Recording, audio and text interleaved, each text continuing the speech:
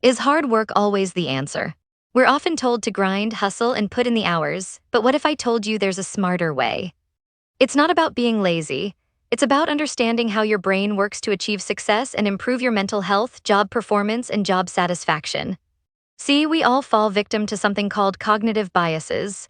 Basically, mental shortcuts our brains use to save energy. But these shortcuts can actually sabotage our best efforts. Let's look at a few and how to fix them. First, there's the urgency effect. Ever feel like you're drowning in emails and last-minute requests, sacrificing important tasks? That's the urgency effect making you think everything that screams loudest is most important. To tackle it, try the Eisenhower matrix. Divide your tasks into 4 groups: urgent and important, important but not urgent, urgent but not important, and not urgent and not important. Focus on scheduling those important but not urgent activities. Those are the things that really move the needle in the long run. Delegate the urgent but not important ones and just ditch the rest. Then there's the Zygarnik effect. Ever have a song stuck in your head that you want to get out? This effect means that unfinished tasks constantly nag at you, making it hard to focus on what you're actually doing. The solution: planning, writing things down, and using a checklist to get it off your mind. Make sure every work that your mind will remember and has to finish is written down somewhere. Pomodoro can help to further divide them into manageable blocks. Getting started, even with a small step, is an effective intervention to reduce these effects, thus reducing anxiety and improving mental health. Complexity bias. This is when you automatically assume that more difficult thing is better. We automatically assume it's innovation, expertise, authority, but complexity has many problems. To solve this, use Occam's razor. It advocates simplicity by focusing on key elements of the problem, eliminating improbable options, and finding solutions with fewer assumptions. Also, think of what your goal actually is, reframe, and set a new goal that's easy. Next up is the planning fallacy. We're all guilty of this, underestimating how long something will really take. We often forget about all the things that can and will go wrong. So how do we avoid this? Break projects into smaller parts and add buffers to everything. Even better, try to look at other projects which have been performed that are similar and use them as an estimate. And track how long things actually take so you get better at planning in the future. Also add about 20% breathing room while considering the effort it takes to do something. Even then, remember to implement feedback loop to constantly improve your processes and your estimates. These cognitive biases are mental barriers. But there are many strategies that are useful to help you break through them, to improve your quality of life and help prevent any adverse mental health outcomes. I have 5 recommendations for how to take your plans and improve your perspective at the workplace. 1. Pay attention to your internal environment. We wrote about the power of mindfulness, and if you are overwhelmed from a decision, stop, breath, and do a mental check.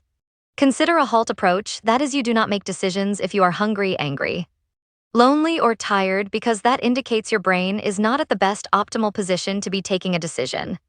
A balanced life can be maintained only when a clear mind is thinking. 2. Relational impact. Think about who will be affected by your decision or indecision. Sometimes, seeing how others will be affected by a given decision will help to clarify the decision for you and improve your perspective of the work. This is a really useful way of practicing mindfulness too, so that you are actively and consciously thinking about everyone around you. Making sure to prioritize cohesion and transparency at the workplace. 3. Rational analysis. Biases are based on feelings, while rational analysis is based on the numbers. Even a small analysis can create a strong picture than those just assumptions. 4. Outsider perspective. When making decisions that require more data that you have, ask someone with a credible source for input. Since all of us are not the same, so it is possible they might just shine light on different values and priorities.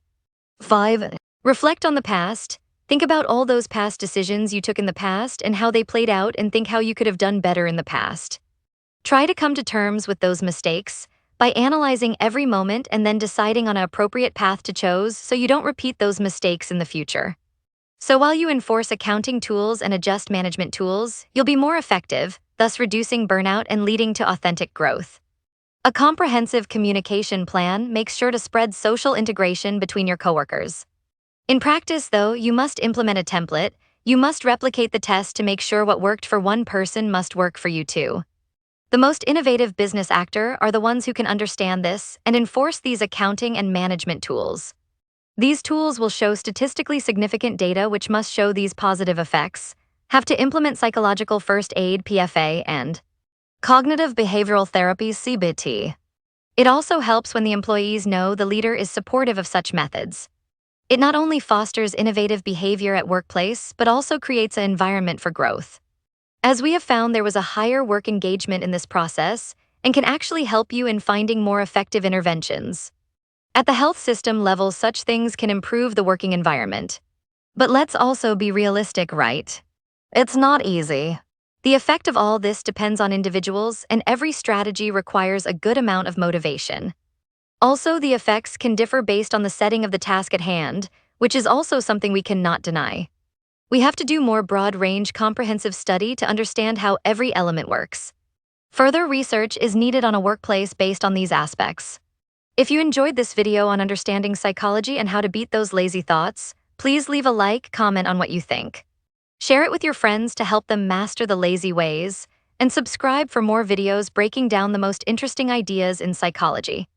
If you want to know more about topics such as long-term effectiveness and how it can depend on different personality types, then make sure to hit that like button and subscribe to our channel for more future videos. Thanks for watching.